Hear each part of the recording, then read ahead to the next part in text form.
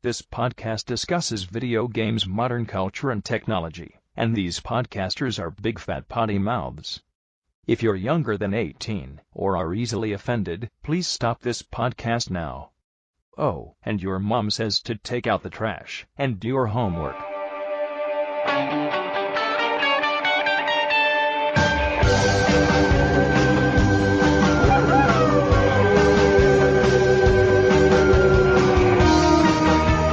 Hello, everyone, and welcome to GameHounds, episode 275. We are recording on Wednesday, August 13th, 2014. I'm Edie Sellers, and with me is Nick DiNicola. Goalie's on his way in.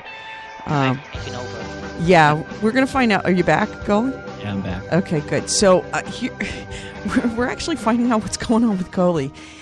Can I just say right now, it has been a effed up week all the way around. So Goalie just got back from the emergency room. What's the deal? Yeah, so basically here's what happened. Friday I wasn't feeling good, and I went to the doctor first thing in the morning, and they said, yeah, you might have some kind of infection, so we're going to put you on antibiotic. 24 hours later, Saturday night, I just started getting really cold, chills, and at 6 o'clock he says, I'm going to bed to warm up, and it took me an hour and a half in bed to warm up. I was like, okay, something's not right. And I get up for a little bit, and I went back to bed, and then I started burning up. And I started hallucinating. Oh, my. You were allergic to the antibiotics. I've had that happen. That's what I thought, because that's what happened to me in March. It was for my stomach, and I did the same thing. I was hallucinating. Yeah, in college, I got very sick, and they put me on erythromycin, and I started to hear voices. No, this was just, it made no sense. Mm-hmm. Like, for example, I was in my bed and my head was and my face was on fire, and I was like, I can't sleep because it's too wide. It's too wide. And I went on the couch and it's like, no, you can't sleep here. It's still too wide. And I went downstairs on the couch. It's like, well, this might work, but it's still too wide. That's like what I was going through. This is. And so then Sunday, I was in bed all day Sunday, and I finally get up and took a shower, and I felt a little bit better. And then I got the chills back, and I'm shaking uncontrollably. It's like, I got to call the doctor on Monday because this is ridiculous. I get up Monday, and I felt pretty good without the lunch. Hey, okay, Monday night, shaking like a crack addict. Mm-hmm. Was bad. You know when you get out of a pool when you were a kid, and you go, oh, it's cold out of the, come out of the pool, and it's a wind. It was like that, but no matter how many blankets you put on, It didn't warm you up. It's Ebola.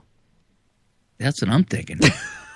You do not have Ebola. So I called the doctor Tuesday morning. I says, look, I think this antibiotic is killing me because I've been hallucinating for 2 out of 3 nights. I says, I'm burning up when I go to bed. I go to sit next to a fan to cool down, and then I start getting the chills. I'm like, hey, tell you what, we did the test. Everything came back negative, so maybe you don't have an infection. So stop taking the antibiotic and let us know how you feel in a day or two. Fine. That was Tuesday, right? Mm-hmm. So I actually went to work last night, and I felt pretty good. I took a sleeping pill. I slept in the middle of the day. I was like, oh, maybe I'm kind of over this flu thing or whatever it is.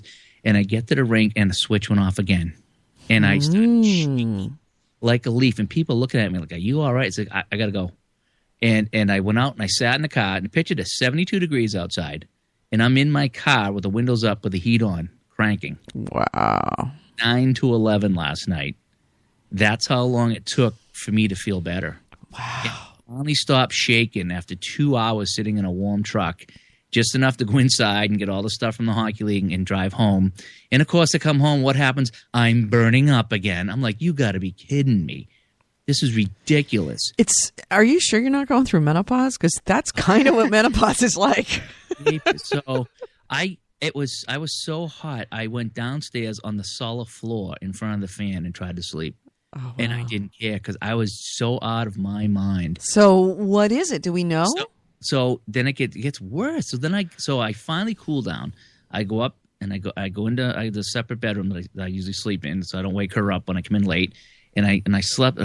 Finally, I slept from like 1:30 to 5:30. I jumped out of bed at 5:30, shaking uncontrollably again. Mm-hmm. I tried to walk to the bathroom and I couldn't. So I walked in and I said, Sharon, I'm shaking. And she's like, what? So I lay down next to her. She goes, you are so cold right now. She goes, you're not even putting out any body heat. She goes, "You're going to ER right now." I says, "No, I'll be all right." And she's like, You're not all right. Go to the ER. Yeah. So, long story short, we went there and they took me right in. I was still shaking like a leaf, and then of course it passes like it has been, and then I get sweating. So I'm sitting there like just sweating. I must have soaked the sheets 3 times in there, and so they ran all these tests, blood tests, urine tests, X-rays, and the whole bit. And I was there 5 hours maybe. I was there 6:30 to 11:30, which actually wasn't too bad. It was a lot of sitting around and waiting. Let me tell you. Well, yeah. But I said, you know something? I said, I've been feeling so bad. And then there's times like I almost walked out. I was like, I feel great. I'm going to leave now. And then, no, I'm starting to sweat again. And the guy comes back and says, you know something? He goes, you have some kind of a tick-borne illness. He goes, I don't think it's Lyme because there's no marks in your body. Not that you have to have a mark for Lyme, but usually there's some kind of a ring or a rash from the tick bite. Right. But he says there are other things you can get from tick bites that don't show up like that. And that's everything's pointing to that because you have a spike in your liver level, you have platelets are low, and all this other shit going on, and it's pretty consistent. And he says around this area it's pretty common. I'm like, oh my gosh, really? He's like, yeah. He goes, usually with Lyme you get severe headaches, and I said, well, I haven't had those. He goes, but so I said, my body temperature is fluctuating from freezing to burning. And he says, there's no in between. I maybe get a half hour of feeling good, and then it's one way or the other. And so he says, we're going to treat you for this. You should feel better in a couple of days. Some antibiotics, blah, blah, blah, blah, blah, blah, blah, blah, blah.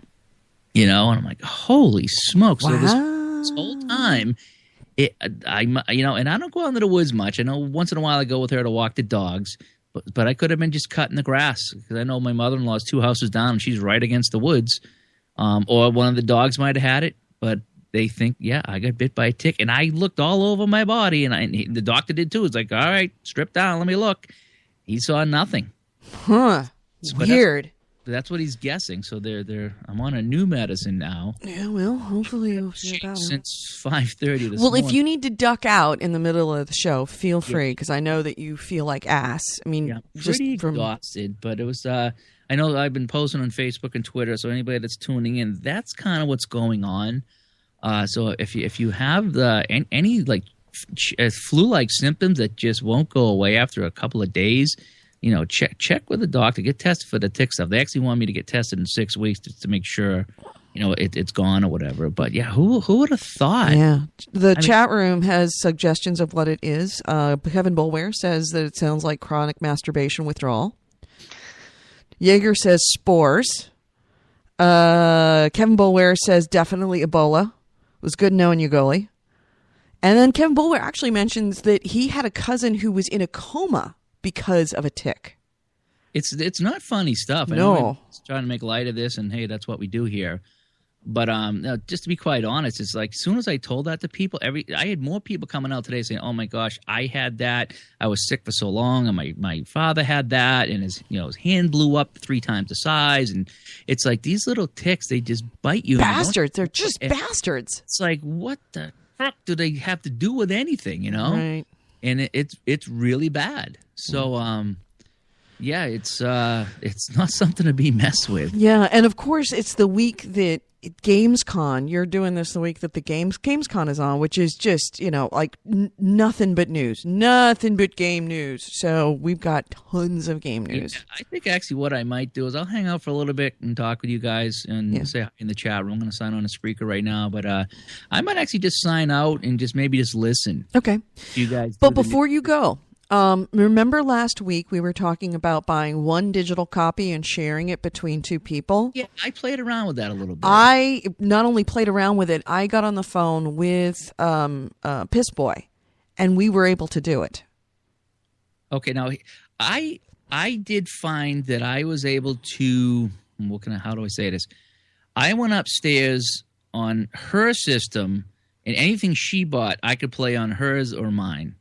I went downstairs on my system, and I could play, anything I bought with hers or mine.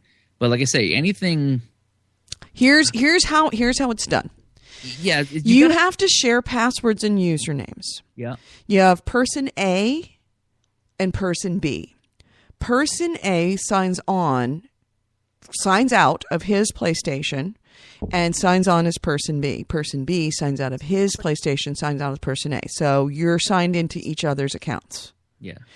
Then you assign primary PS4 to the other person's PlayStation. So person B will go signed on to person's A account and go and say, all right, person A, I'm as person A. I'm going into my settings and say, this is person A's primary PS4. Person B will go and signed on to person's A account and say, this is my primary PS4 for person A. So your primary PS4 is going to be the opposite person's. I thought you couldn't change your primary. Yeah, you can. Oh, yeah, you can. It's under settings. So then you both sign out and sign into your own profiles. So, or I should say, take a step back. So you're into the other person's profile. You've assigned the other person's profile to be on your PS4 as the primary PS4. Then you can go into their library and download any games that the other person had onto your disk drive. So you go and you're like, oh, look, there's Transistor, download it. There's this, download it. Download it. You can download anything. Yeah. Then sign out of the other person's account. So person A signs out of person B's, person B signs out of person A's, and then they sign back in with their own accounts. Now, they're technically playing on not their primary PS4 anymore. But that doesn't mean anything. Well, here's my issue with that. And then you can play anybody's games. That's what I thought. And I did get that to work. Because, like I said, what doesn't work is that she couldn't play games on her PlayStation that I bought. Okay, she could play hers. I could play hers. But she couldn't play anything I bought. It had a lock symbol on there. But she could play it on mine. So, yeah, you're talking about making her system my right, and these are only digital copies. Remember, you can't do it with non-digital copies, but with digital copies you can do it. My issue because I did it. I mean, I'm signed right now. Piss Boy's primary account primary PS4 is set to my PS4. So I can sign into his account, download any of the digital copies that he has of his games onto my hard drive. And then sign out of his account, go into my account, and play them on my account. Yeah, because your PlayStation is his primary. My PlayStation is his primary. His PlayStation is my primary. Now, here's my concern. Can you still buy things? Yeah. Yeah, you can. Yeah, I can go on. Now, I could go to PlayStation 4 and buy, onto the store, and buy, say, I don't know, we'll say Destiny, when Destiny downloads. In theory, because I bought a digital copy, he can go sign out of his account, sign into my account, download Destiny onto his account or onto his PlayStation, sign out of my account, sign into his account, and then play it. Here's my concern with that is, number one, if we swatch the primary accounts here at the house, so hers would be downstairs. Every time I turn it on, do I got to sign her out and sign me in? No, no. I mean, when you sign in anyway, it asks you who do you want to sign in as. Oh, okay. Remember, it opens up and it says who's playing. Well, I think I got it set up so we automatically sign in. Okay, just take that off. All it is just a simple keystroke. It just goes who's signing in, and you pick yours. Here's my other question, though, is I did set it up, and I was able to, I think it was Titan.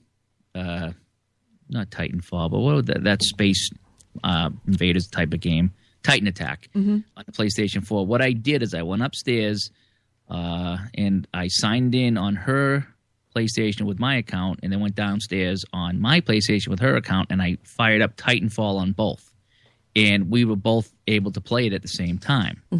So it does work doing the ping pong method that we talked about. My only concern is if you're not the primary, what is the save feature going to work like? It's fine. It's fine. You save to the cloud. So in other words, let's say if you save your game saves to the cloud, it's all fine.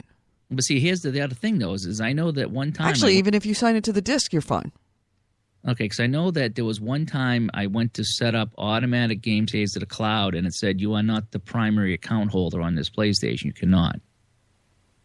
So I'm wondering if, let's say we did that with Diablo, and we all start playing Diablo. Once we shut it down, is it going to mess up the saves? No.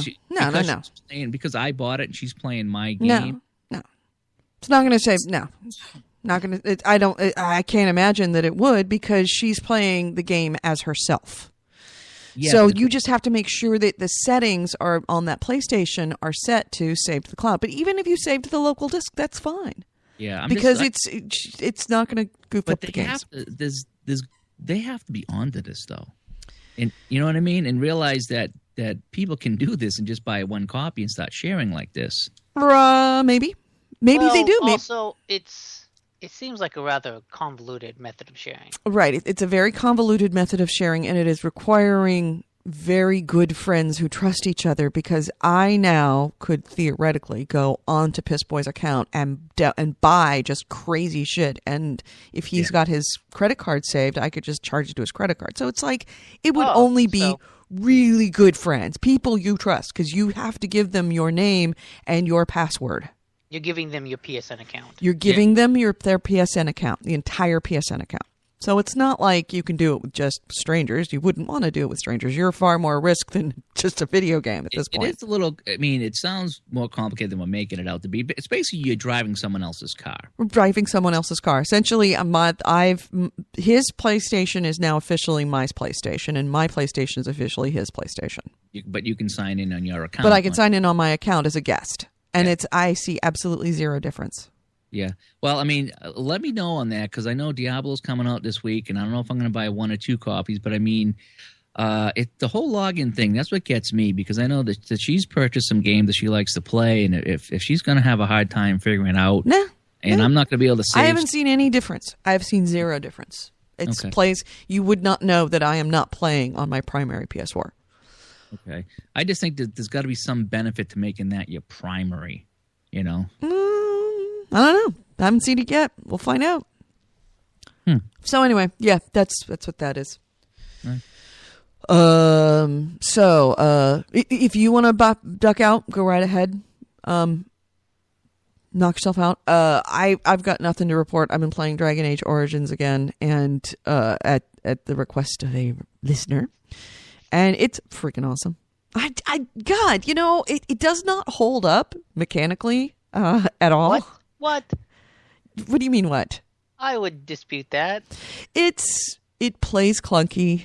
I mean, now that I've played the other Dragon Age 2, plays like an RPG turn-based. That's what it is. That's what was kind of annoying about the second one. It's not. No, it's not. It's not. Mashing the stupid X button. No, it's not turn-based. That's the thing. It's just you start them off just bashing something. But I'm finding that there are some bugs now where you'll start bashing on something, and then for some reason your character will just decide to wander off, and you have to kind of correct it.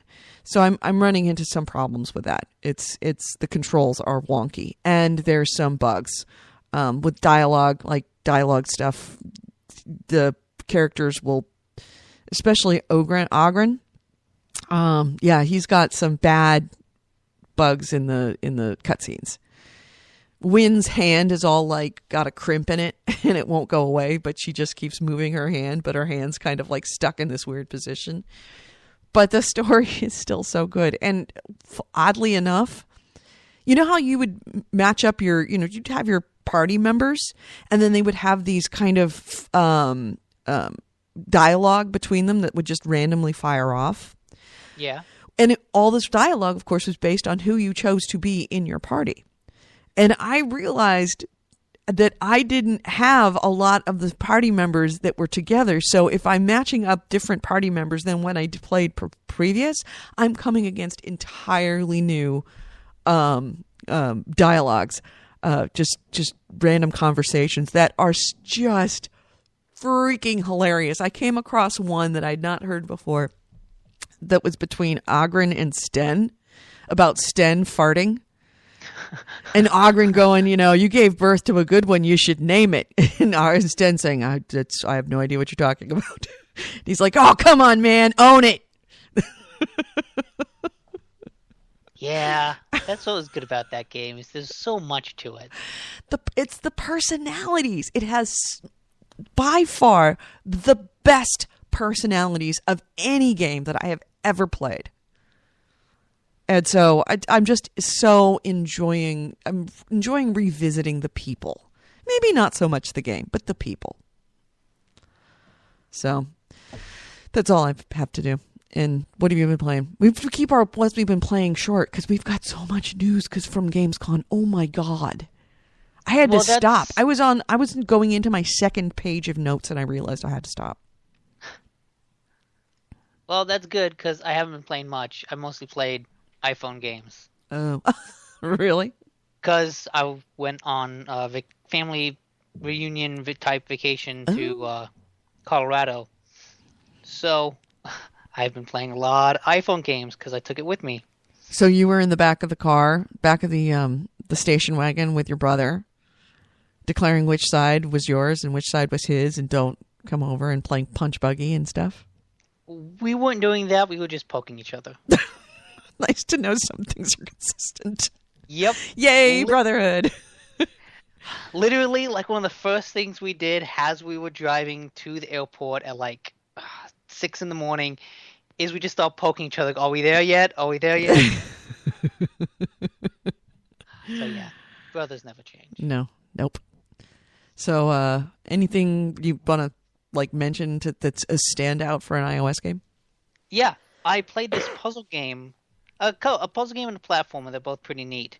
The puzzle game is called Black Bar, and basically you get letters from your friend who's working for this totalitarian government, some type of 1984 type government where, they have restrictions on speech. They want everything to be nice, and there's a lot of censorship rules.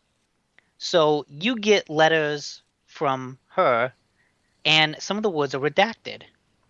And the whole puzzle is trying to figure out what those words are. Because if you tap the little redacted black bar, you can type in it. And if you type in the right word, you get to go on to the next letter.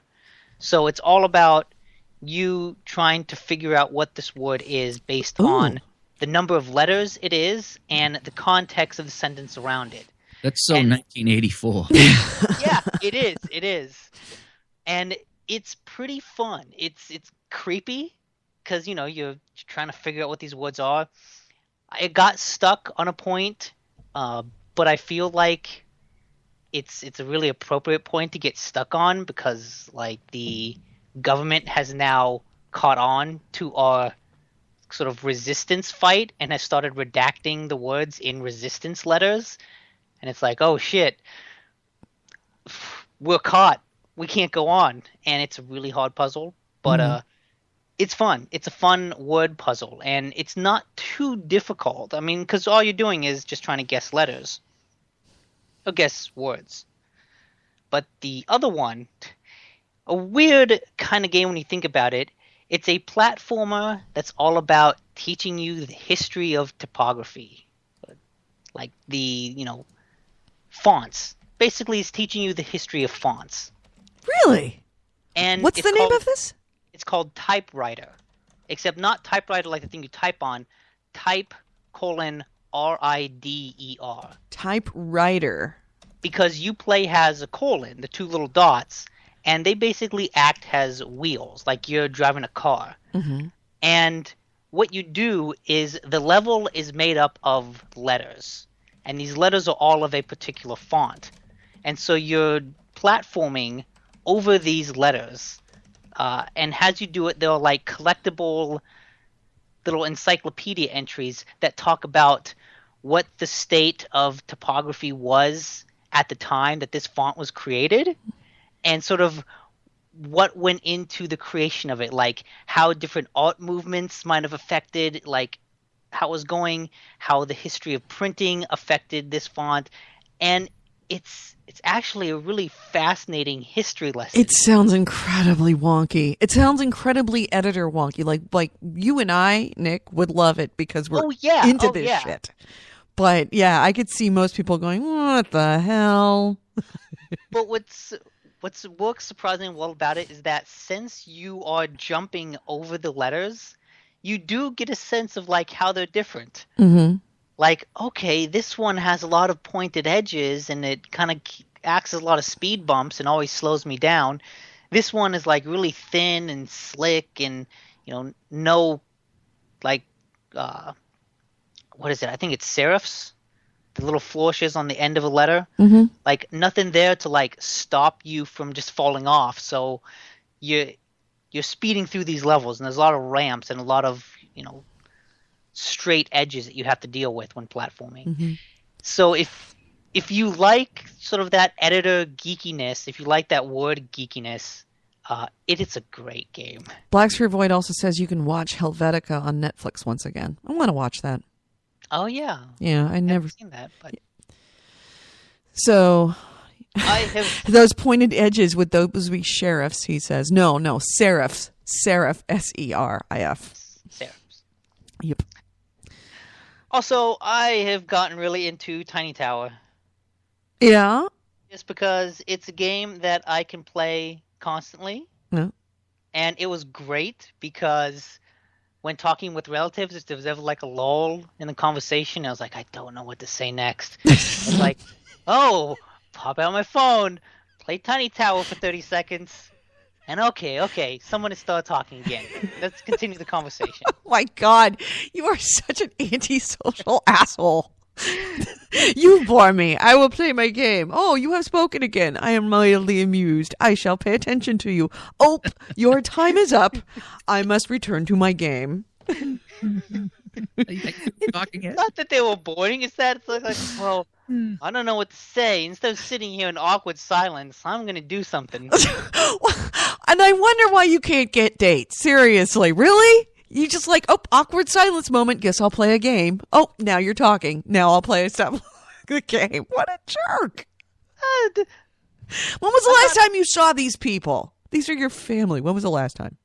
A long time ago. Exactly. So you couldn't take an extra 30 seconds out of your life to listen to them? No, I did when they started talking. Wow, you are such a jerk. Did you see what the tweets Thursday Nick had out this week? No, I did not see any Thursday Nick tweets. Yeah, somebody on Twitter was saying how that they couldn't. Everybody on Twitter's talking about insomnia lately, and they're like, I can't sleep, so I'm going to get the tea going, and hopefully I get some sleep. And Thursday Nick tweets out, when I can't sleep, I usually rub one out the Tomb Raider. A lot of people fave that one. I don't know. Yeah, I guess that's a common tactic. Oh, by the way, I didn't mention, Nick's Goalie's had his crappy week. My crappy week in a very short capsule. And it has been, oh my God, a shitty week. The house that I was talking to the owners to do a private sale to buy, they turned around and put it on the market for less money than what we had talked about. So I get a call all of a sudden that instead of it being a nice easy process of me saying, hey, do you want to sell your house? They're saying, yes, we want to sell your house. Okay, I'll go out and find my financing. It's all very relaxed. All of a sudden now the house is on the market. It's on the market for 7 days and 7 days only. And in 7 days, they are going to pick the winning bid and move. And now I have to get financing. I have to, submit a home loan, get all the paperwork together. We had to tour the house, just crazy stuff, right? In the middle of all of this, Kevin wakes up in one morning screaming in pain. He needs an emergency root canal. Oh. On the day that I'm supposed to get all the paperwork into the bank so that we can get the home loan before they close the bidding, Kevin has to have an emergency root canal, and he's in so much pain he has to be driven. So yeah, I'm dealing with root canals and buying a house. And I have to do all the shitty part of buying a house, which is all the paperwork, all the struggle, the bid, the getting, just competition, the whole 9 yards. But I don't get any of the fun of actually living in the house. Awesome. Yeah. So, and I've never bought a house before, so I'm thoroughly out of my depth. So I'm having to research absolutely everything. Well, we're going to be qualified versus pre-approved versus pre-underwritten. So anyway, that's my life. So Sounds fun. yeah, and so do you want, Goalie, you're still here? Do you want to talk about what you played or anything? The only thing I really could do is I actually fired up Steam on the laptop and just played a couple of puzzle games on Steam. Looked around at all the games that I want to buy that I would buy and never play. Yeah. Now I got my laptop back, so I just played a couple of games like that. Yeah. But yeah, that's all I did. I don't think I've been on my PS4 in 3 or 4 days. It just, Well, you've been sick as hell, so it's understandable. yeah. In fact, I'm going to probably head out right now. I'm going to go lay in bed and get my iPhone out and listen to you guys blabber. All right. I might be able to chat from my iPhone and my iPod too. So Yeah, you can. I mean, usually, but yeah, go relax, go lie down, go take care of yourself. All right, you guys continue on without me. We will. We'll carry on the good fight because it's going to be news, and you don't really care about that anyway. I do. I like to comment on it, and sometimes I bring it. You know, yeah, that's true. But yeah, since I've been down and out, I haven't. Well, we'll catch you up with the week, and it was a very busy week in news. All right. You guys go get them. All right. I'll see you guys next week. Okay. All right. So let's hit the news. This is the GameHounds News, the news, views, and commentary for the week in gaming with Gamer Edie and Nick Pinacola and No Holy Goalie. So the first item, the news, I mean, it already hit the chat. They're already talking about it in the chat room. Robin Williams, who we all know and love from a million television shows and movies from all of our childhood. Got Jumanji, Mrs. Doubtfire, Birdcage, in my days and Goalie's day, Mork and Mindy. He actually lives very near where I live and where Nick lives, and he apparently hung himself in his home over in Tiburon on Sunday night. Sometimes either Sunday night, Monday morning. So, normally we'll mention the passing of somebody famous, just kind of in passing. But for Robin Williams in particular, he was an avid gamer. I'm sure everybody already knows he named his daughter Zelda after a Legend of Zelda game. Mm-hmm. He was had been a very outspoken player and lover of World of Warcraft, and apparently there is a petition going around. So far, I have no idea what it is today, but as of a couple days ago, it was 11,000 people had signed it, asking Blizzard to memorialize Williams as an NPC character within World of Warcraft, which I think is a fantastic idea.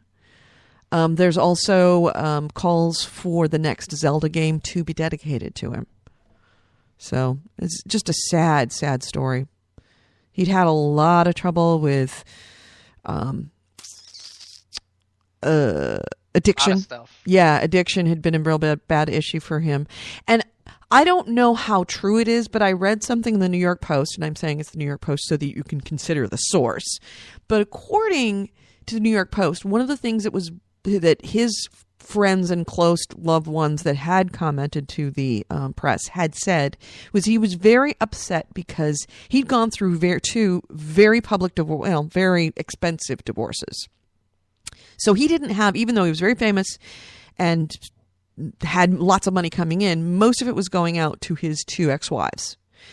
And so he didn't have the money didn't have the financial stability to be able to say no to things that he thought were bad ideas, movies, bad roles, or bad movies that he didn't want to be involved in, but he didn't have the option because they were going to pay him so much that he couldn't say no. And that the rumors of, the talks to bring Mrs. Doubtfire 2 back as a sequel had really gotten down on him because he knew he did not want to do Mrs. Doubtfire 2, but he also knew that would make money, and it just was like that he felt roped into being forced to say yes to a Mrs. Doubtfire 2, because if he said no, it wouldn't get made. And he didn't want it made because he knew that it was going to be as bad as we expect it to be. So, yeah, it's sad situation, but, passing of a very funny man, and from everyone who's ever met him, said just a real sweet person. Yeah, Yeah. indeed. And I'd like to see an NPC character about Robin Williams in World of That would be Warcraft. interesting. Yeah. I'm curious how they're doing do it. Well, Batman's Right Hook Batman's Right Hook into the chat room says Robin Williams statue that talks in World of Warcraft. Okay. Although there's also suggestions of maybe as a troll inside of one of the markets, one of the marketplaces, who sits there and makes acerbic Robin Williams-esque comments, which I think would be genius. Yeah, okay, I can see that, yeah. Yeah. In other news, as we said, there's Gamescom going on this week. First one I've got is that there's tons of big news, but this was kind of a little bit on the down low. Overkill Software and Starbreeze Studios revealed just today that they are working on a Walking Dead co-op game. I saw this. Yeah, that will be, quote, the co-op game that all Walking Dead fans have been waiting for, unquote. Yeah, I know. I'm just, it's a press release. What are you going to do? The team previously made, Overkill and Software and Starbreeze Studios previously has done the Payday series. And it made the announcement during a Payday 2 Steam community update. So it just kind of stuck it into the update. Starbreeze CEO Bo Anderson Clint said the developer is going to bring Walking Dead into the world of first-person co-op shooter games, and it will be, quote, gameplay-focused, ferocious, and brings chaos to the tradition of bring chaos to the traditional industry model.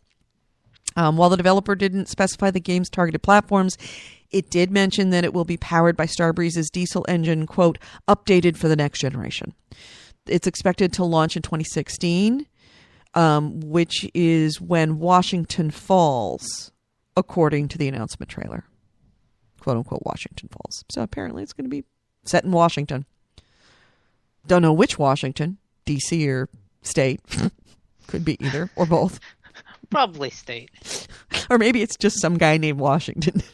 It's set in Washington's body. It's like the Fantastic Voyage. It's set in the classroom of Welcome Back, Kotter, and Washington falls down. And Vinnie Barbarino. Wow, I need Goalie here so badly right now. Yeah, that went right over my head. Come on, chat room, back me up here. Don't make me feel so damn old. Oh. So anyway, yeah. I'd like to see that. Yeah, I'm okay with that. Although it's interesting that Walking Dead would go to a different studio for something else. I actually maybe not. Because Telltale really does do a good job with the adventure games, but they're Telltale's not going to make a shooter. Yeah. But the question is, why wouldn't they already have a Walking Dead shooter? It's called what's the name? Not Dead Island. What's Survival Instincts? Not Survival Instincts. What's the one that was an XBLA game that I had such a good time with? Oh, State of Decay. State of Decay. That's The Walking Dead. Yeah, maybe. I'm curious to see what the Payday guys do, because Payday was okay, but it was also like a very super fast-paced, frenetic shooter. Like, you were just being overwhelmed by cops, and a lot of that was because they were shooting at you. Mm-hmm. I'm curious to see how they do that with slow-walking zombies. Yeah, well, I'm kind of, well, there have been Walking Dead games out there, but the problem is that I've certainly become jaded enough about shooters, especially zombie shooters. I've really, except for State of Decay, not really enjoyed any zombie shooter ever. Resident Evil, all those, nope. Never been happy with a first-person shooter, especially first-person shooter. And State of Decay wasn't. I don't think it was. It wasn't a first. Was it a first-person shooter? Or was it third person? I can't remember. Which one? State of Decay. The third person. Yeah, I couldn't. Yeah, I've never been happy with a first-person shooter for zombies, except maybe possibly Typing of the Dead. That was awesome. That is a shooter too. It is. Goalie's in the other room says, I was so thinking, welcome back, Otter. Yes! See, Goalie, Okay, even I from need you. I across miss you already. the internet, you find that common ground. Do you have anything? Yeah, this is also kind of, I guess, speaking of Walking Dead, there was a new Silent Hill game being made from Hideo Kojima and Guillermo del Toro, which are two names I never thought I would see together. Wait, Hideo Kojima and Guillermo del Toro? Yes. The film director and the Metal Gear Solid guy. Huh. Doing a Silent Hill. Yes. Not only that, there was a teaser. Wait, it's a Silent Hill game or a Silent Hill movie? Silent Hill game. Okay. So the teaser basically ended with you zooming in on this guy, you know, in the spooky music, spooky setting, pans up to his face, and he turns around, and it's fucking Daryl from Walking Dead. Norman Reedus. But then, what I think is like such a hilarious dick move is, let me see if I want to find the exact quote, because this teaser basically ended with like a note that said, this is just like an announcement teaser. Nothing in this video is actually an indication of what's in the game. That's awesome. Wow. That's kind of cool. It's kind of cool and kind of fucked up at the same time. Yeah. Oh, and I want to correct myself. The chat room has got my back. Left 4 Dead. But only Left 4 Dead 1. Left 4 Dead 2. It's all right. It's okay. Left 4 Dead 1. Yeah. Typing of the Dead and Left 4 Dead 1. And State of Decay. Pretty much that's it for me. So yeah, I'm super excited. Yeah. Silent Hill, Guillermo del Toro, Hideo Kojima is fucking weird already. See him actually like turn his weirdness into not like a military conspiracy. I don't know. Sometimes I wonder about Hideo Kojima because sometimes his stuff is a weird and almost a little too over the top. So maybe Del Toro. But then again, Del Toro makes some pretty weird stuff himself. Was there any date or anything on it? Nope. Yeah, interactive teaser. Kevin Bulware mentions that Del Toro has been saying he wanted to make a game for game forever. Yeah, he had that whole deal with THQ to make a trilogy of Insane. Right, and then of course THQ went under.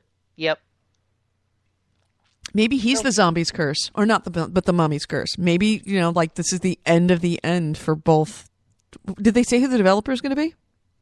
No. Interesting. My next item is that it's one really big one, and I didn't write any details about it, but the next Tomb Raider, which is going to be Rise of the Tomb Raider, was announced at Gamescom that it is going to be Xbox exclusive in 2015. We don't know if that means Xbox One exclusive. We don't know if that Xbox and Xbox 360 exclusive. We don't know if it's timed exclusive, which is entirely possible that it's Xbox exclusive in 2015, but it's PS4 in 2016. Don't know. So there's an article on Giant Bomb that has some quotes from Phil Spencer that makes it sound more like it's a timed exclusive. Yeah, I figured it had to be. There's just no way that they would just go for one, especially this early on in the console cycle, because they don't really have the penetration yet. Mm-hmm. So anyway, what were the comments? You mean from gamers? Because like one of no, the biggest from news stories is that people are fucking pissed. Are they really? Oh my god! Really? People are seriously losing their shit. Yeah.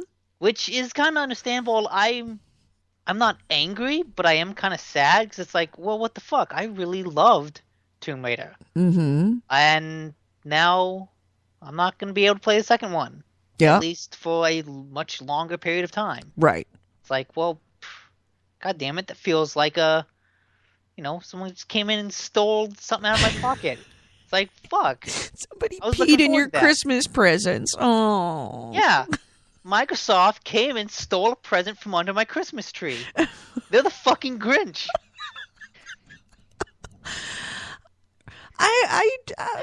But you've got to expect that there's going to be timed exclusives. Did you feel this way about, I don't know, Uncharted? Did you feel this way about... Because Uncharted is, like, made by Sony. Right. Did you feel that way about Titanfall?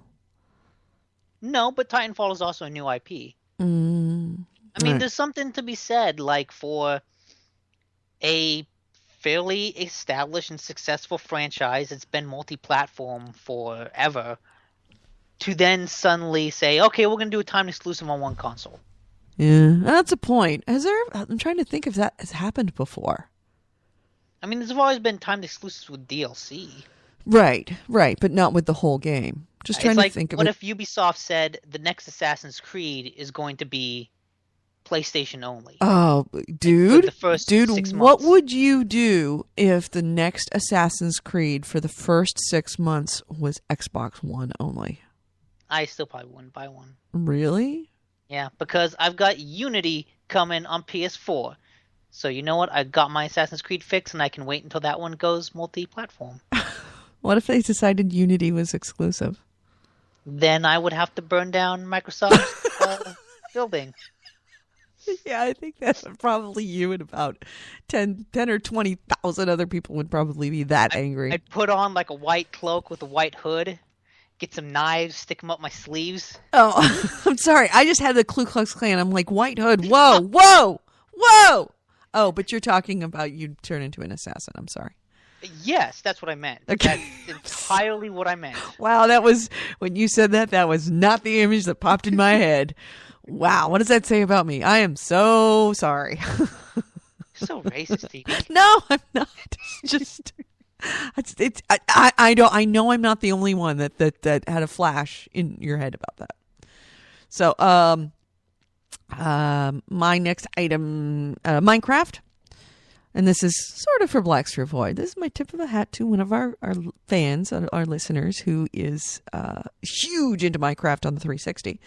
Minecraft is in final testing for the PlayStation 4, according to a tweet from the developer, 4J Studios. I don't know. I was watching a video about a guy was on PC, so he was on a private survival server. And he spent 3 years building this world and I want to say it's like Red Shore Falls or something like that. And he decided that, I've done everything. I have maxed out everything. There's absolutely zero challenges in this world for me anymore. So I'm going to move off and go somewhere else. So he made this like 10-minute video of a tour of what he had created in 3 years of working on it. And it was mind-bending how much work went into that. And he was walking away from it. And there was part of me that was a little wistful. Like, oh man, I remember building stuff like that in Minecraft. That was really fun. Huh.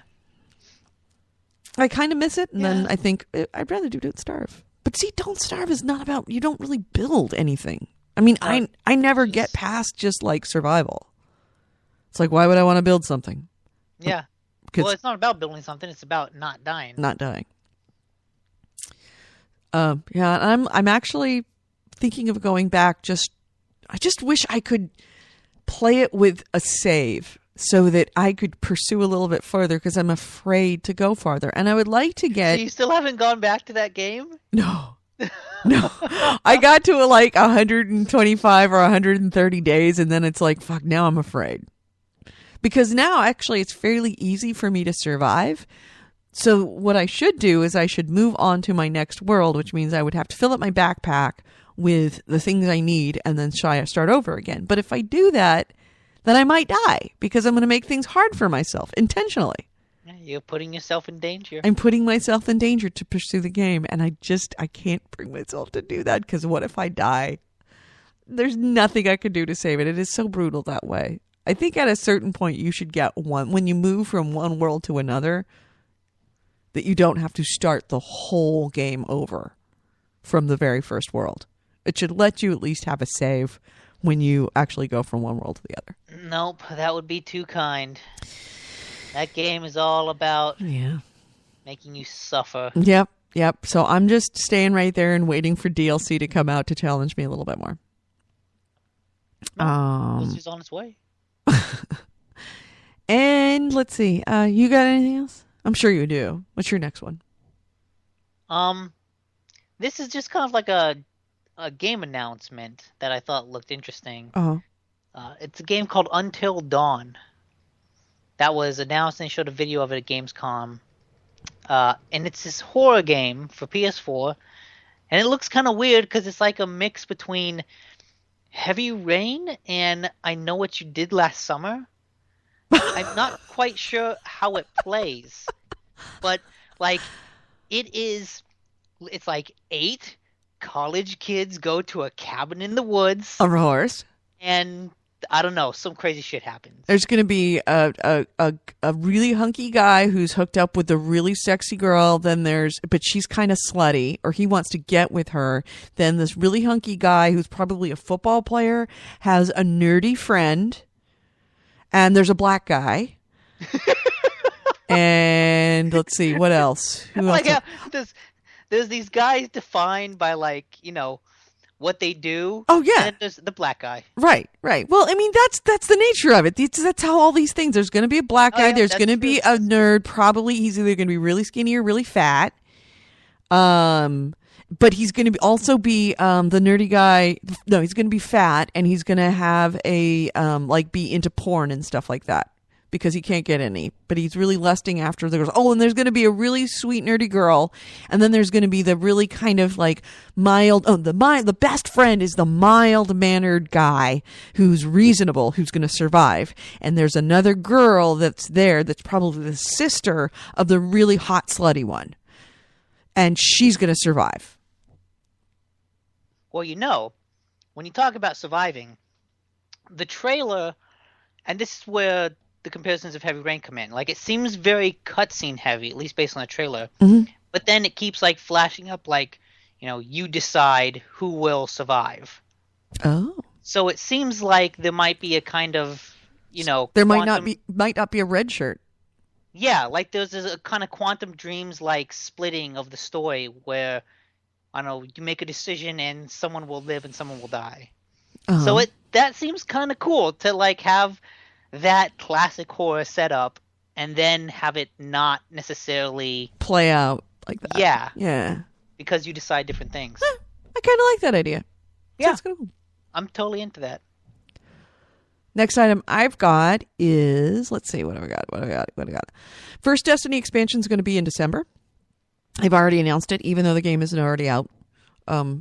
It comes out, what is it? September, October, November, October. When is Destiny again? September. The first expansion is going to be in December, which is a nice time frame for an expansion. It's going to be entitled The Dark Below. Giggity.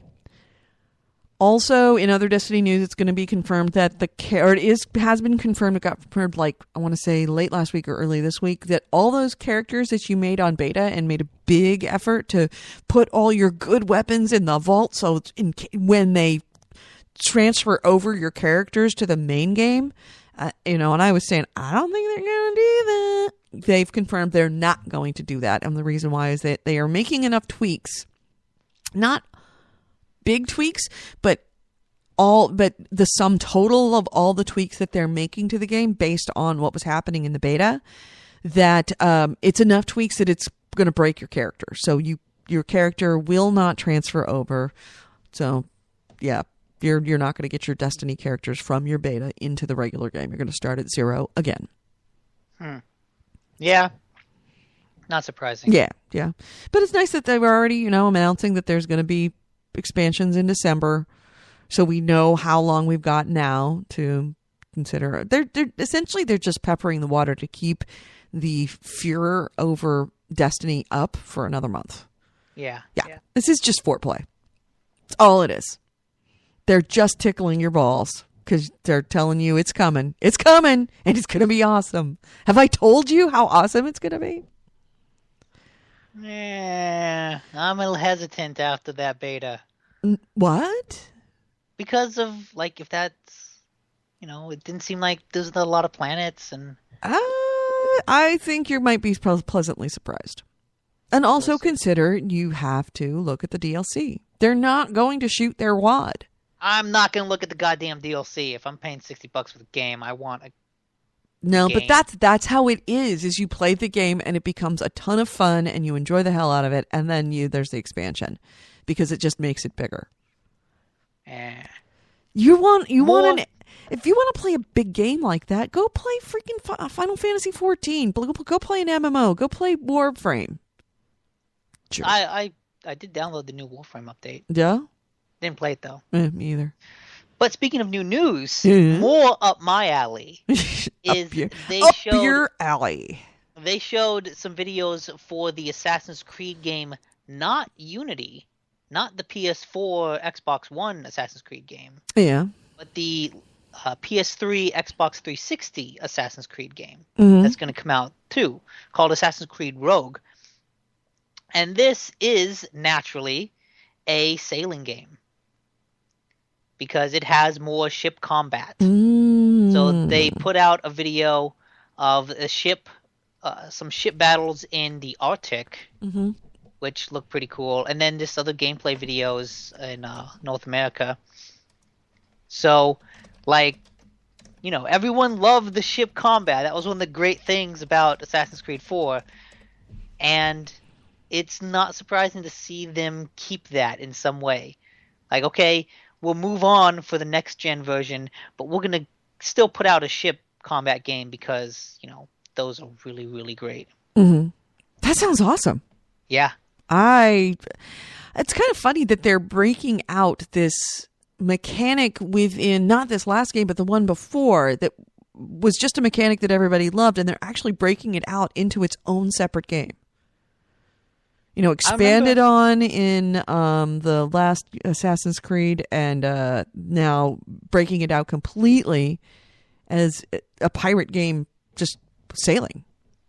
I remember there was a survey after Assassin's Creed 4 came out that basically said, would you be interested in playing a pirate game that wasn't Assassin's Creed related? Or something like that. That was just like, hey, people seem to really like this system. Can we make a game out of it that's not necessarily Assassin's Creed? I'm really surprised that they didn't know that people would say yes. Because I remember one of my favorite games when I was in college was a game called Pirates. That you played. Sid Meier's? Huh? Sid Meier's Pirates. Yep. Loved that game. Played the crap out of that game. Obsessively played that game. And it was a fun, and that's pretty much all you did is you sailed around the Caribbean and you were a pirate and sailed and fought things on the water, fought things on the land. That's all you did. Never got out of your boat. It's awesome. So I'm kind of glad that the pirate thing is coming back. There's two kinds of games that I was very obsessed with in college. Pirates and a game, it wasn't Surgeon Simulator. I forget what it was called. But it was a Mac game, and it was not very popular. And it was a surgical game where you would do surgery. But Surgeon Simulator, if Surgeon Simulator was not almost hilariously impossible to complete because, the whole point is it's almost comical. I mean, it is a comical game. If it wasn't a comical game, you actually had to go into the library and research in the books how to do a particular surgery, then come back out, go into the emergency room and do that surgery, then that's what this game was. I can't remember the name of it. It was on Mac. And I had a cracked copy that only could get through the first surgery. So I would just do that first surgery, which was a hemorrhage, a brain hemorrhage. So I had to do the brain hemorrhage over and over, and I got good at that. But when I tried to go to the next one, it would break because it was a cracked copy. So that and Phantasmagoria, which brings me to my next topic. Sierra Games is back. I'm amazed. Nick?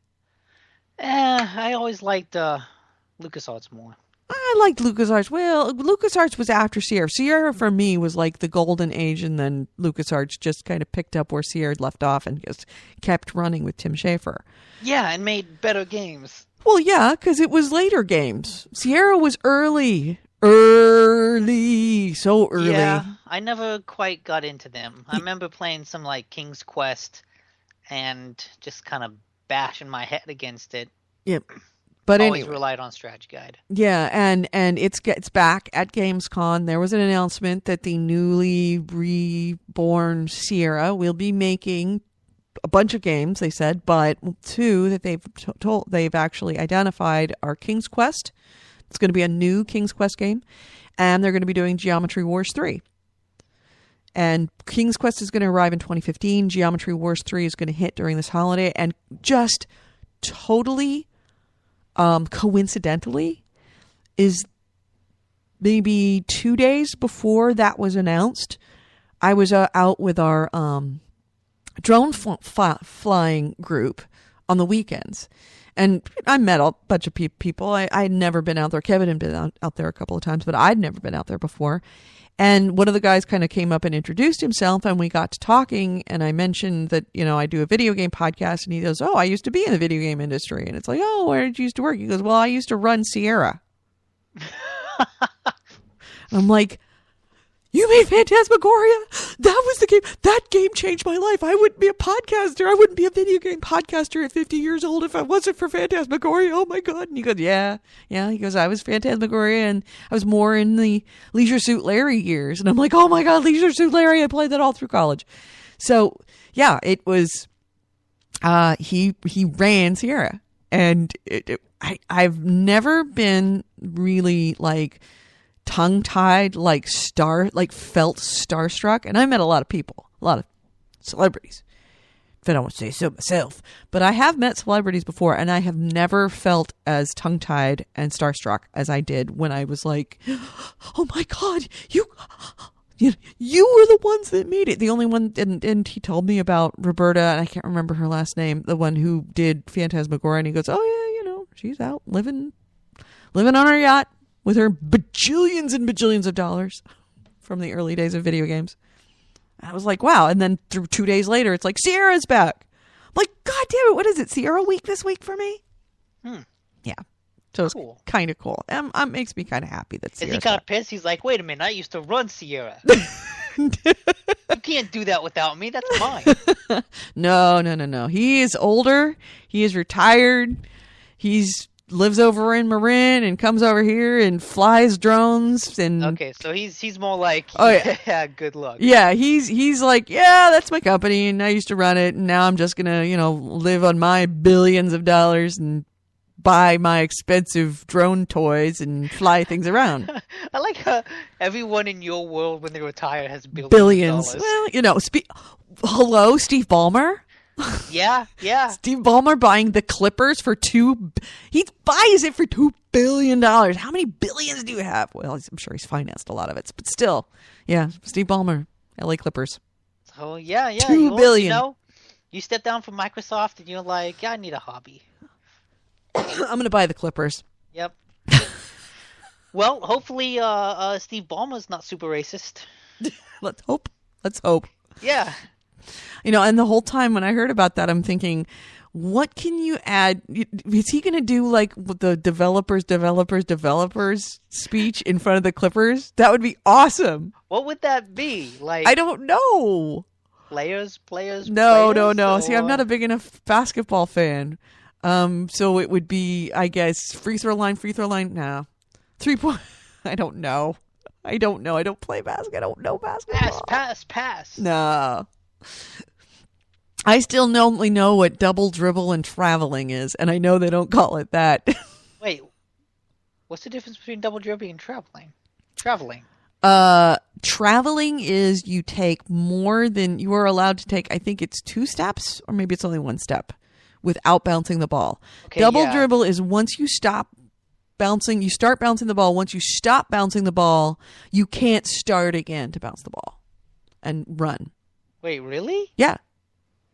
If you start running and you're bouncing the ball so that you're not traveling, and then you stop. You have to stay bouncing the ball, because once you've held the ball, then you can't start again and go. I had no idea. Ah, that's double dribble. Mind blown. I don't know what it's called in NBA, but I just remember it from high school. Double dribble! And somebody would do it wrong. I love Kevin Bulwer's comment about Steve Ballmer. I hope he's super racist. I hope he's 100 times worse than that. That's a terrible thing to say, but it would be hilarious. It would be so funny. It's like maybe that's, was it Sterling, I guess his name? Maybe that's his secret plan, was to sell it to somebody even more racist, so that they come back and go, "Can you please buy it back? Please buy it back." He was like, I didn't want to sell them, but now But that I now know that I have someone even more racist than me, I want you to have them. Yeah, it's kind of like that piece of property out in on Lucas Valley Road with the George Lucas ones. You know about that story, right? Mm-mm. Okay, so in Marin's a beautiful area, but Lucas Valley Road, not named for George Lucas, it's just coincident. That's where he bought a bunch of property back in the old days, and that's where he made Skywalker Ranch, is way out on Lucas Valley Road. Well, closer to the freeway to Lucas Valley Road, there has been quite a lot of development, and those were just ranches 25 years ago, 30 years ago. Now they're multi-million-dollar homes, and there have been developers that have put in more McMansions out there, and people have bought them. Well, along Lucas Valley Road, there was a gigantic piece of land that he bought many years ago, and he wanted to build a brand new tech center for more making movies. More it's not like sets. Actually, it might have been sets. I'm not exactly sure what he wanted to do, but it was some other aspect of filmmaking that he wanted to do, and he is known for making gorgeous buildings. So he needed a variance from the county in order to do it, because it is zoned for housing. And all the neighbors in the area who had moved into the area since he had bought it, for 25 years, they have blocked absolutely everything he's done. They've said, well, it's got a creek in it. We need to do creek improvements, and you can't do it until you do creek improvements. So he spent like $60,000, $70,000 doing creek improvements. And it's like, well, then you need this, and we want this. And he's like, okay, we'll put this in. And he spent hundreds of thousands of dollars to do absolutely everything that the neighbors wanted, so that the neighbors would be on board. And finally went back to, just, I guess it was 3 or 4 years ago, went back to the planning commission and said, hey, okay, I've done all the things that the neighbors want. And now the neighbors saying, oh, no, now we want this. Bottom line is, the neighbors don't want him to develop there, because they like the fact that there's big open space behind them, and they consider it theirs. So he's finally sent out a public letter to everybody and said, okay, fuck you. It's zoned for housing, multiple family housing, as in, and there is a countywide movement that you want, that the county needs low cost housing. So guess what? I am not putting my multi-million-dollar beautiful movie making business out here. What I'm going to do is I'm going to sell it to another developer on the condition that he makes Section 8 housing right there next to your house. So that's what he said. He's like, essentially wrote a public letter, sent it to the news, and was like, fuck you all.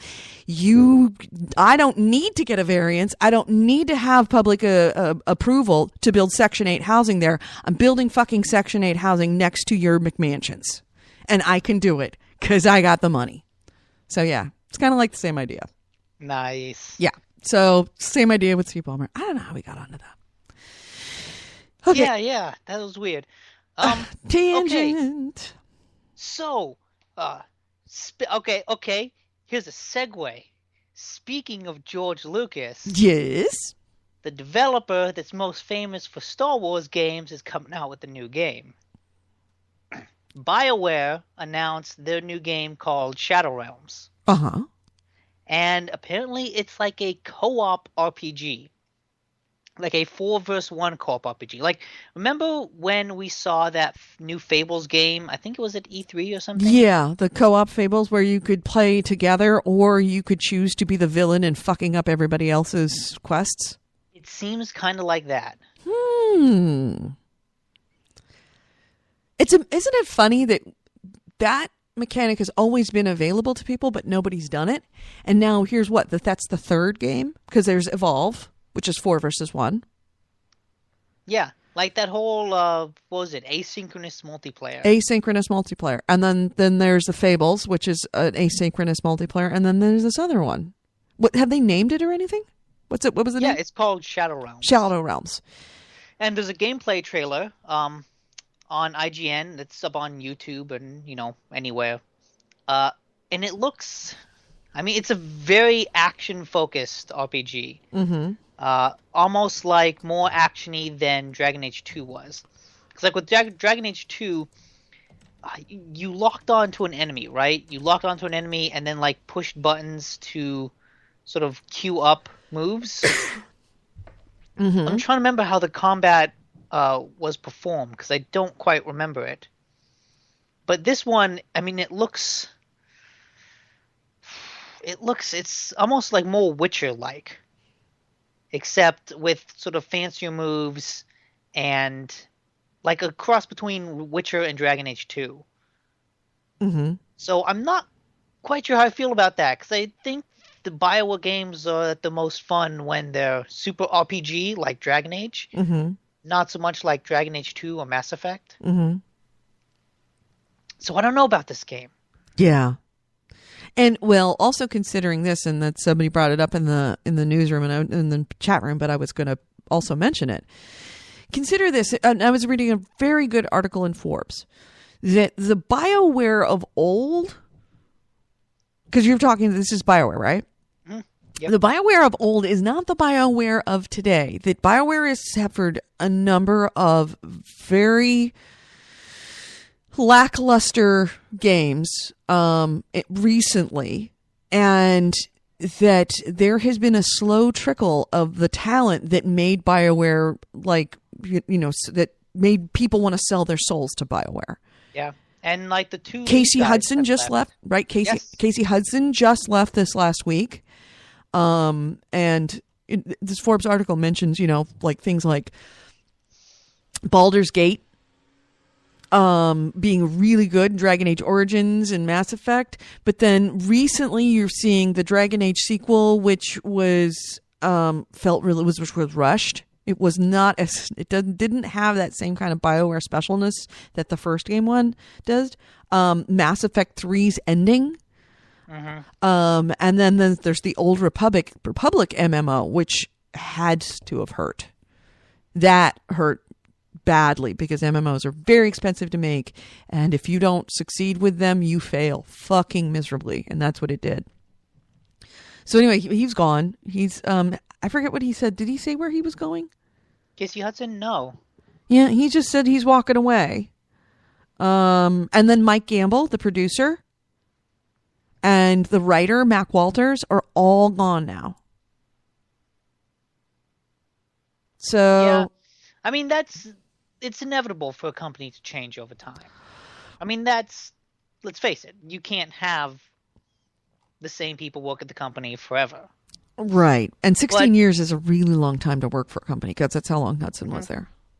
But it's still disappointing. Yeah.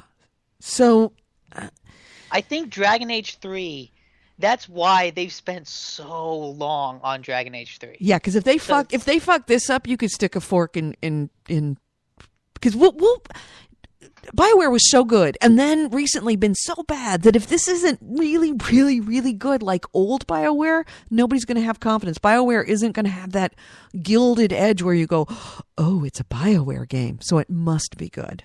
Mm-hmm. It's going to kind of lose its edge.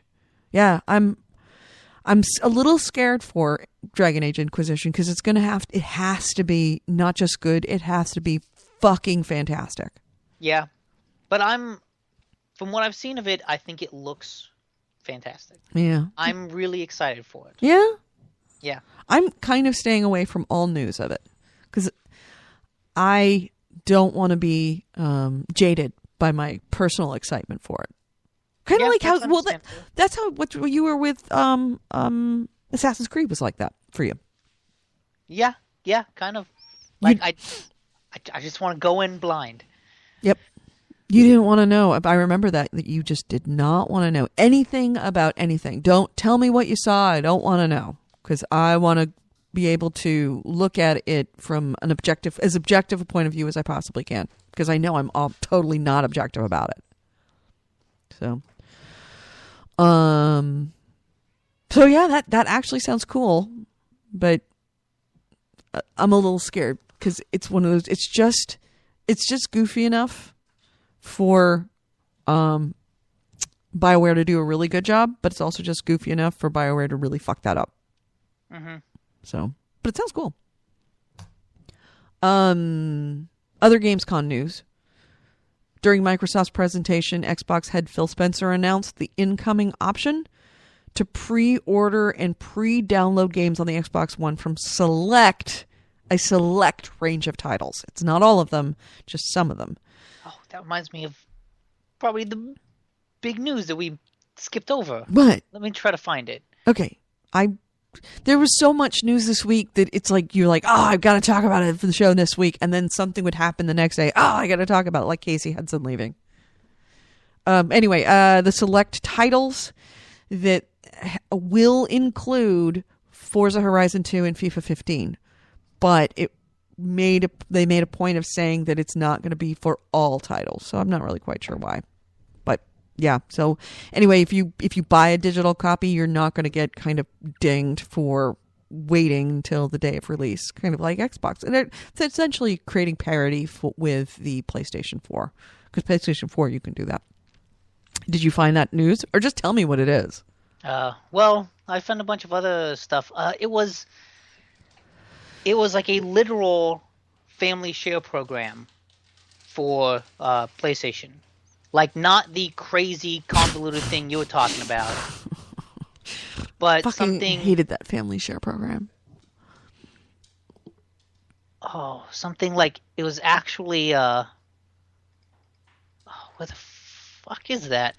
SharePlay. That's what it's called. Uh-huh. Well, let's look it up. Okay. Xbox SharePlay.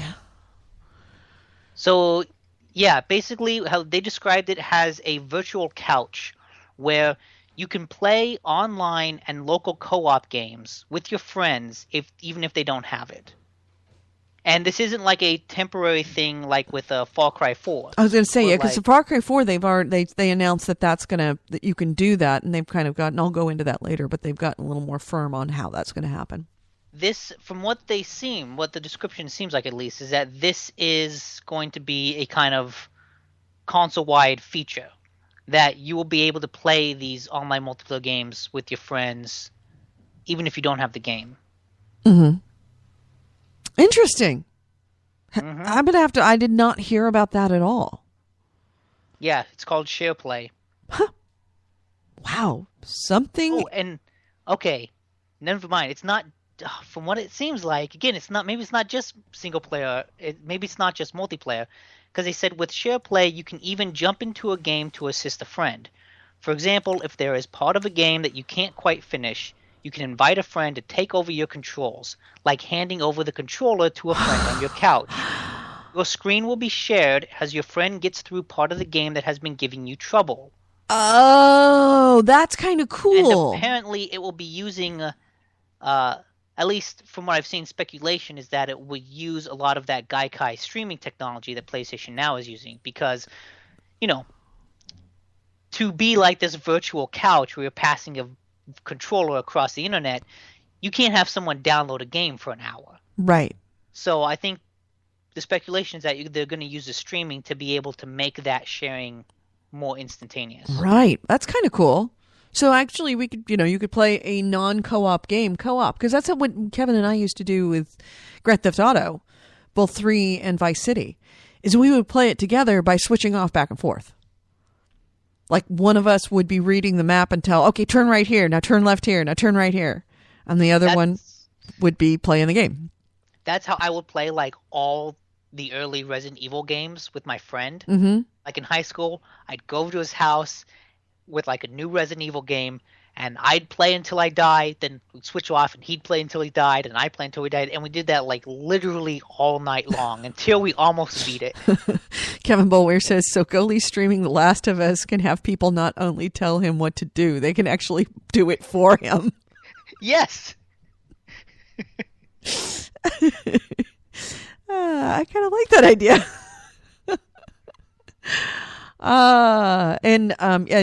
More details about that Far Cry 4 sharing. So Ubisoft at Gamescom got a little bit more not a lot, a little bit more specific about what's going on with Far Cry 4. So at E3 they announced that you could add people to your co-op game on PS4. And this is only on PS4. If your friends don't have the game, you can still add them. Ubi expanded the explanation this week to say that with the purchase of Far Cry 4, you're going to get 10 net codes that will allow you access to the co-op trial mode. Now, you will be able to play this game with your friends if you have the game and they have a net code for 2 hours. So it's a time limit. And they make it sound like it's a co-op trial mode. So it may not be the full co-op. It might be part of the co-op. So it's kind of like first taste is free. Mm-hmm. And I don't know if those net codes are a one-time use, meaning that if I play 2 hours with you in the co-op trial mode and then I go somewhere else, or say I pay half an hour for it with you and then I have to go somewhere and then I come back, can I use the same net code and continue playing for 2 hours or for 1 hour 50 minutes or whatever? Yeah, I don't know. It's it's at least kind of neat that you have some ability to let people test out the game, since demos seem to be a thing of the past. Mm-hmm. Yeah. Black Sphere Void says, way to go, Sony, turning an interactive gaming experience into a passive, crappy movie. And Jaeger, of course, who's the hater of all things not we, says, yeah, we know it's a public service. Yeah, he was in the chat room bagging on Destiny. Oh, yeah, he's been doing that for a while.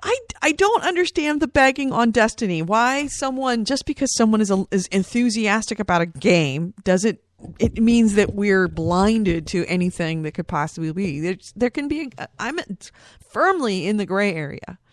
I am erring, for the lack of seeing anything more. I am erring on the side of I'm enthusiastic.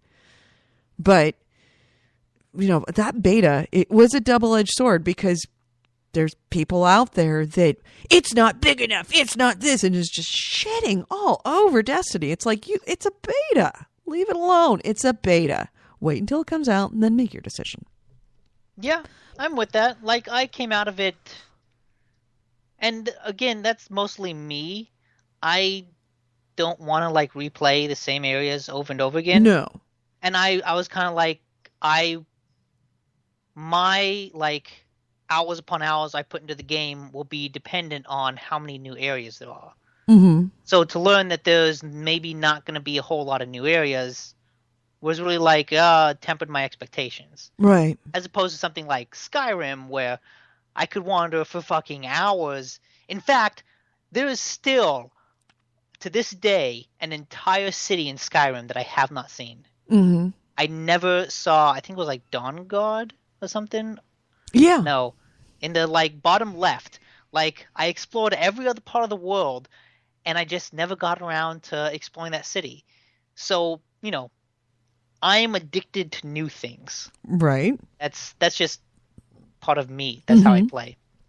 Yeah, I feel like that with playing Dragon Age, because there's a lot of cities and you spend a lot of time wherever you go, but at the same time, you're just like, I just wish there was more. I just wish there was more.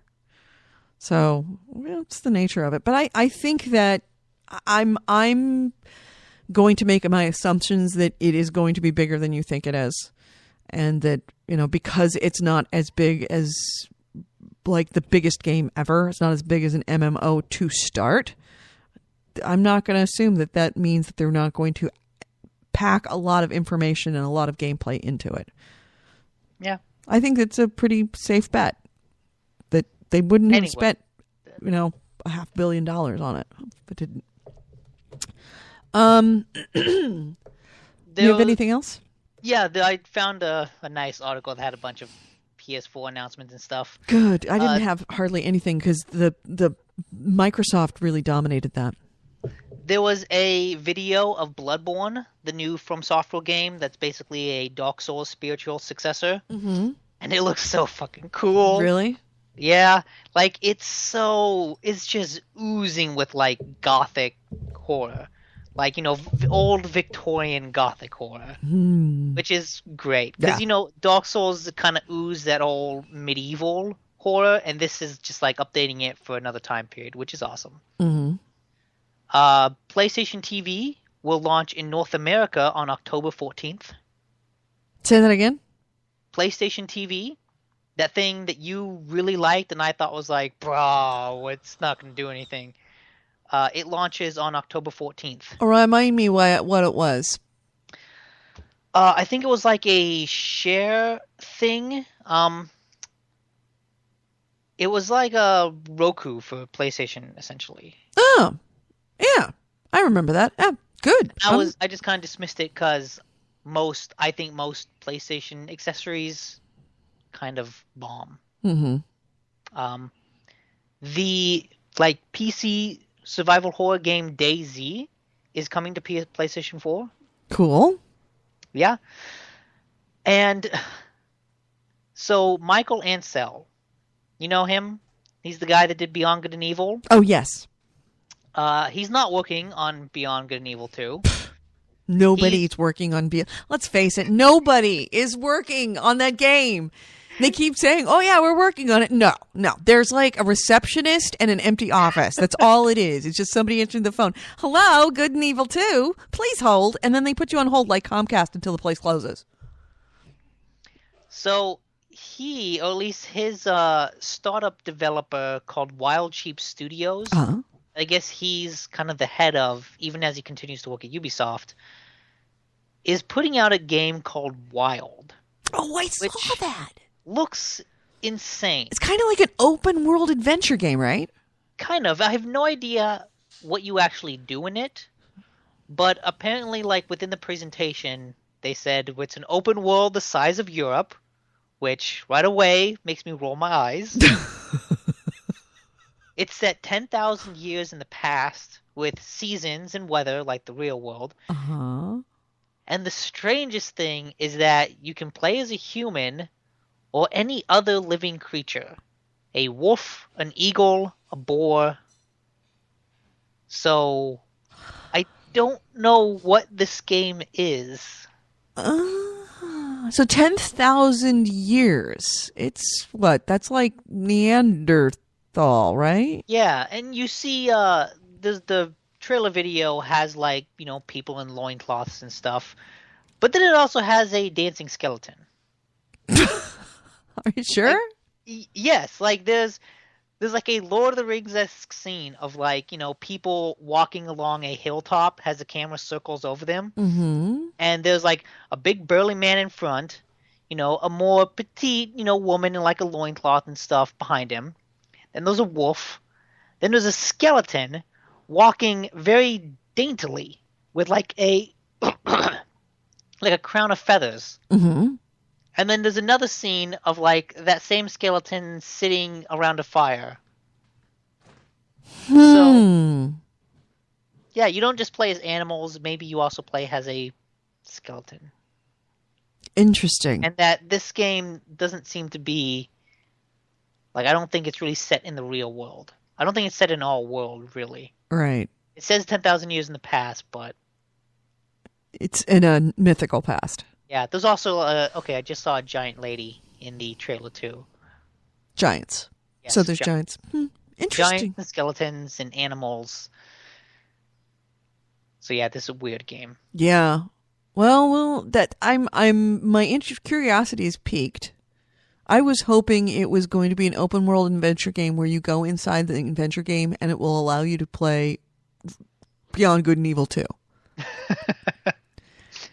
Somewhere hidden. It actually takes place 10,000 years in the future. After post-apocalypse, and one of the Easter eggs is the full game of Beyond Good and Evil 2. That would be awesome. You'll find it in the rubble of the Ubisoft offices in France.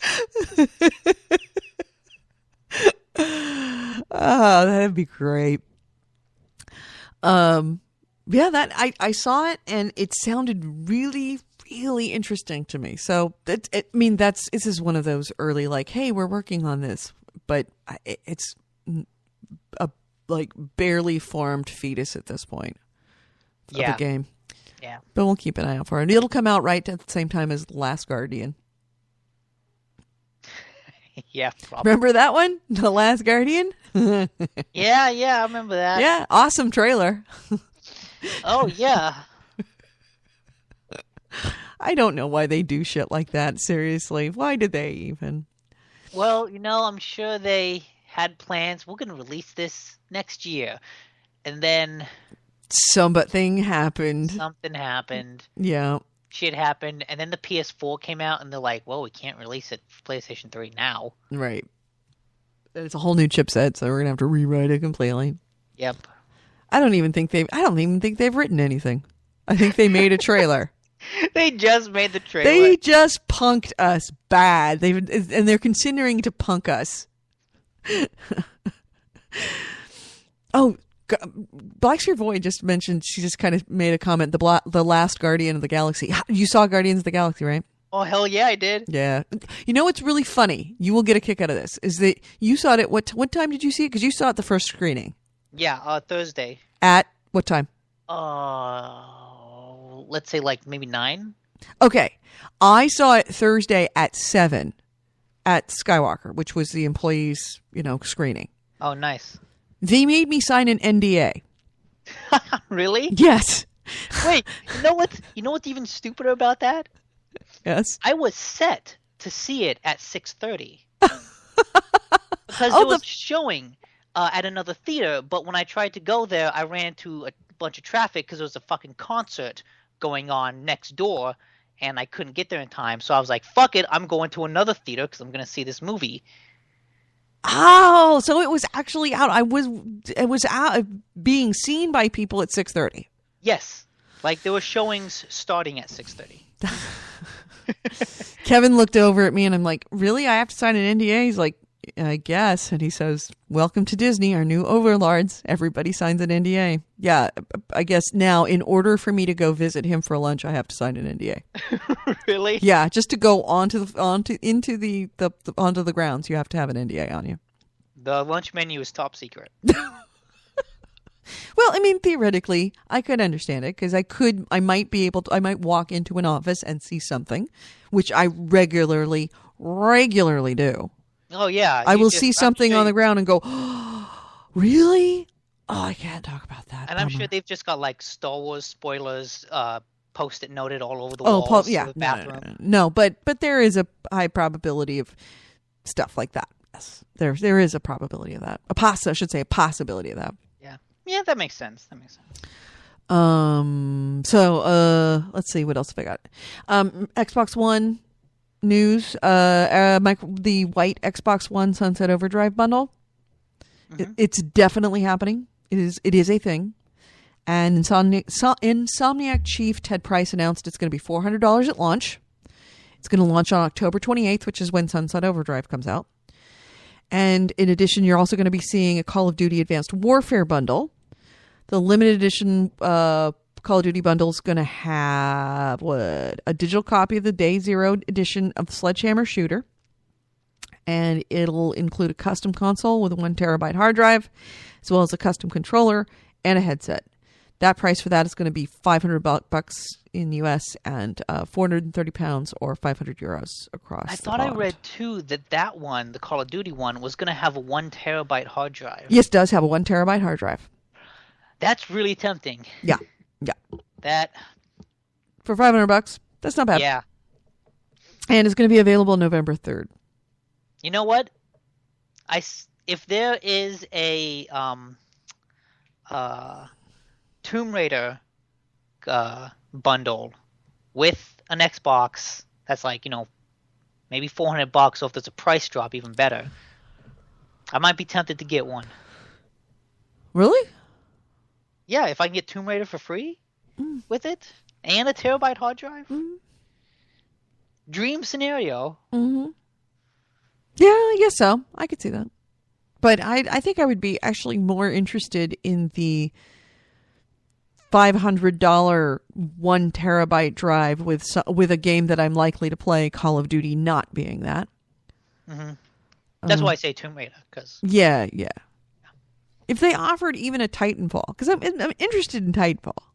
Titanfall was super fun. Yeah, and I'm kind of bummed that I didn't play it. But I know that it's super fun.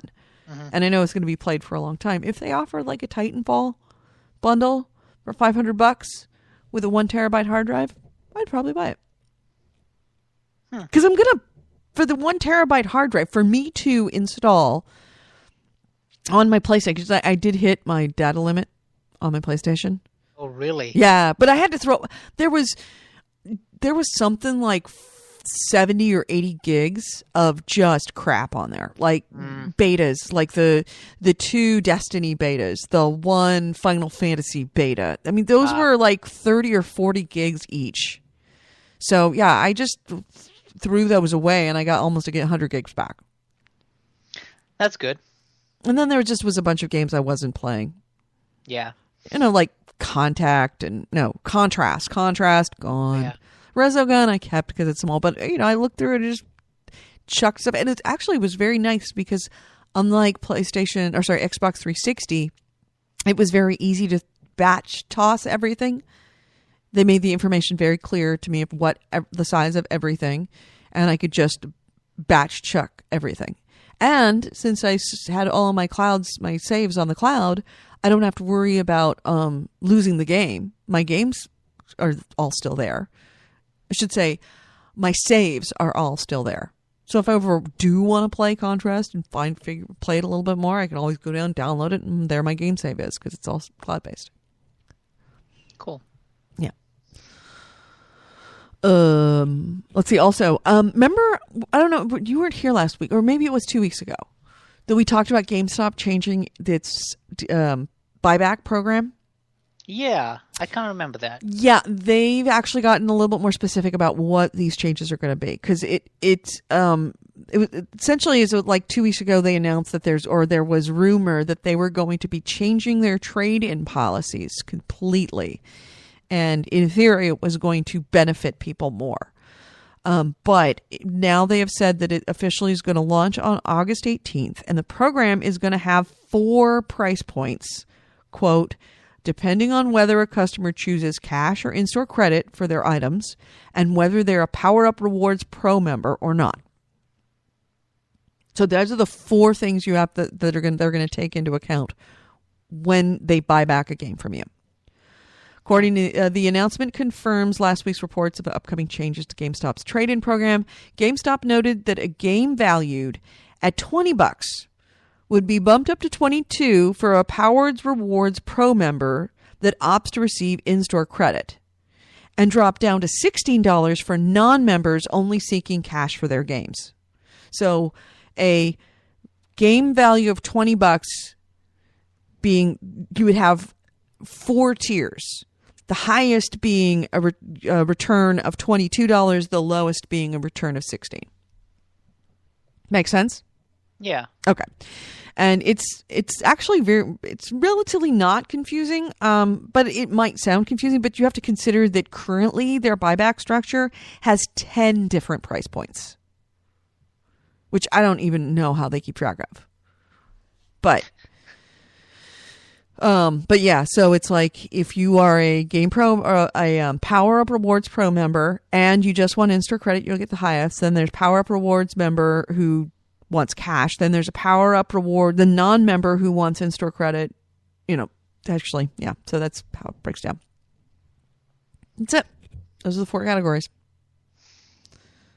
Yeah, I guess it works better for them. It will work better for them. I think it'll work better for people because you'll have a better idea of how much you're going to get instead of having to walk in. and tell me how much I'm going to get. And that being so freaking loosey-goosey, like, oh, well, if you sign up for this and if you turn around twice and slap your hands and click your heels together and say, it's no place like home, we'll give you an extra $1. Just, it got way too complicated and unwieldy to do and to predict. You got anything else? No. I do not either. We are finally done. It only took us almost 100 minutes to do it. Okay. So anybody in the chat room, I'm going to open it up, just throw it open if anybody wants us to talk about anything that we did not talk about this week. In the meantime, we are going to be at PAX East. Wait, did you talk about the Twitch things last week? What, the Twitch is getting rid of Justin TV? No, that Twitch was starting to mute streams because of copyrighted music. No, I did not talk about that last week. Oh yeah, like apparently Twitch, because Google bought them now, has implemented a kind of, copyright music algorithm searching thing that YouTube has. Mm-hmm. But at least instead of taking down the video, if a video is flagged as having copyrighted music in it, then it will be muted for 30 minutes. So like a 30-minute block of that video where it has that music is muted. Oh my God. So if you put in 10 seconds of copyrighted music, then they will mute 30 minutes of your video? Yes. Well, I guess it's not so bad. I guess, but it's still fucking YouTube and streaming and all that stuff. Yep. We're just going to have to start our own. And it's always the music too. You don't see the game guys getting pissy. You don't see Hollywood getting pissy. Yep. It's always the music guys. It's because Hollywood's making a lot of money. Well, music guys are making a lot of money. It's a racket. Total racket. Is the monk class any good in Diablo? Yes, it is. I love the monk class. I loved the monk class. Kevin Mulweir says, I thought Twitch already came out and said that was a mistake. I don't think so. I thought they said that they would do that for archive videos, but they wouldn't be muting live streams. Oh, okay. Makes sense. Let's see. Just so you guys all know, we are going to be having a show next week, which would be next Wednesday on the 20th. That's a week before we leave for PAX Prime. We are theoretically right now going to have a show on the 27th because we don't leave for PAX Prime until the 28th in the morning at Birdfart 30.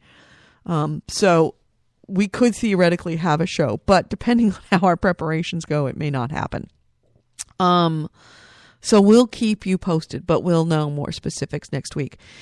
If you would like us to check out a game for you at PAX Prime, first off, don't just say random game. Check out this, because it may not be at PAX Prime. Go Google PAX Prime games demonstrations so that you know what games are at PAX Prime. Let us know, and if you let us know in advance, we can, with enough advance notice, we can contact the developers, schedule an appointment, and play that game for you and report back. So the 27th, we will theoretically have a show, but we'll know more next week. Really depends on how the preparations go. Did we talk about Goat Simulator? Goat Simulator is coming to Xbox. It's Xbox, right? Or is it PlayStation? I think it's actually, take it back. I think it is Xbox as an indie game. So you were going to have Goat Simulator on the Xbox, which is awesome. Almost. If they had a Goat Simulator bundle, 1 terabyte hard drive. Would you really buy that? I might, just to be contrary, but yeah, I probably would. You have no idea how much I really love Goat Simulator. I guess I don't. Did you see somebody came out with Rock Simulator? Oh yeah, I did. You saw that one coming. Diablo's coming out next week. Yes, we know. And very excited about that. And I'll be playing that in my vast amount of time between root canals and buying a house and preparing for PAX and doing taxes. Fun day. Yeah, no, we haven't done our taxes for 2013. We still have to do that. I just got my mom's taxes done. Now we have to do ours. Wait, 2013. 13. When are taxes due? They're not due until April. 2013. They're due April 15th, 2014. But you can get an extension. But the drop dead date on the extension is September 15th. Oh, okay. Okay, good. So I've done those taxes. You've done those taxes. You had me freaking out. I was like, wait, 2013. Yeah, we never do ended up doing our taxes at the beginning of the year. We just don't do it. We just always get an extension. Why? Because that's who we are. Why are you so lazy? Because we're lazy. We're Not that loaning difficult. our money to the government so that they can, keep going. It's our effort, to It's keep the American corporation afloat. Ah, yes. You're very patriotic. I am. I'm letting them borrow our money for a little while longer, for another half year. All right. So, didn't talk about Fish Plays Pokemon. What? I have no idea. He probably means Twitch. He said fish. Fish? It must be Twitch. I know. I read that Twitch Plays Pokemon has now officially beaten all the Pokemon RPGs. Really? Yeah. Wow. I think that's such a genius idea. Anyway, okay, I gotta go because believe it or not, I have a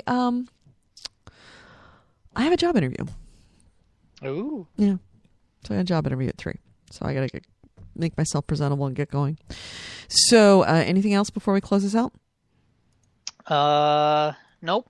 All right. Well then, let's close this out.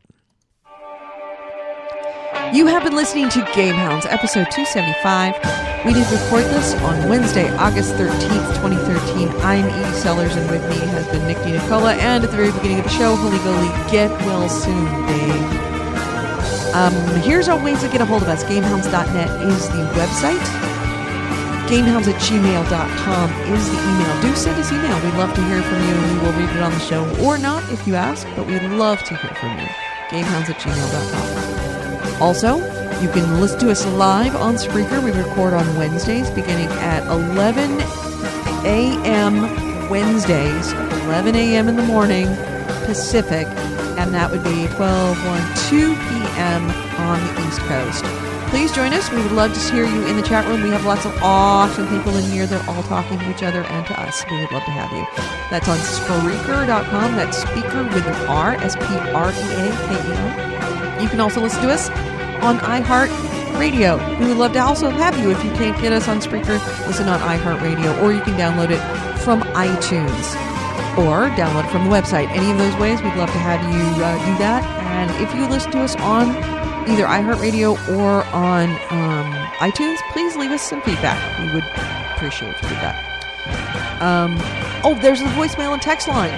The voicemail and text line, which goes directly to Holy Goalie, is 304-300-9889. Do join us on that, and if you want to send a get well soon message, that goes directly to him. So 304-300-9889. Nick, thanks for being on the show, and hopefully we will have a full cast next week. And Goalie, get well soon, Bubba. Sorry that you're sick. And, we will talk to everybody in the chat room later. Thanks to the chat room. We've got Eric Cotton. We've got Kevin Bowler. We've got Jaeger. We've got AC Wraith. We've got Steve, little piss boy. We've got Black Sphere Void. We had Satan, new guy, Satan, and I can't remember your name. Corey Wallace is there.